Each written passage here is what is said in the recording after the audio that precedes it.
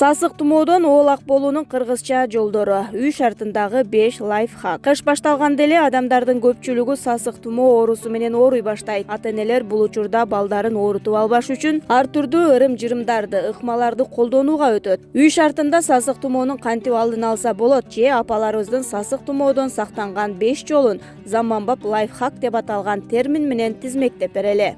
Арча менен аластоо. Үйдө бирөө чучкуруп ышкырып калды дегичи апалар биринчи кезекте арчаны күйгүзүп бөлмөлөрдү түтөтүп чыгат. Мындан сырткары үйдөгү ар бир кишиге анын түтүнүн жыттатат. Бул бөлмөдөгү бактерияларды өлтүрүүгө жардам берет дешет.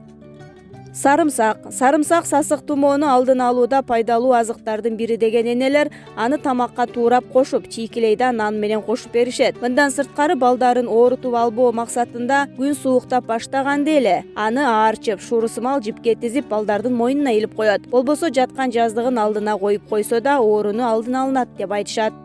Үйлөрдү бир сыйра шамалдаталы, эшикке чыгып ойноп таза абадан дем алгыла деп балдарын эшикке чыгарып коет. Илгери биз суукта жылаңайлак, жылаңбаш ойноп эле ооручу эмеспиз деген чоң энелер суукка чыдамдуу балдар көп оорубайт деп коюшат.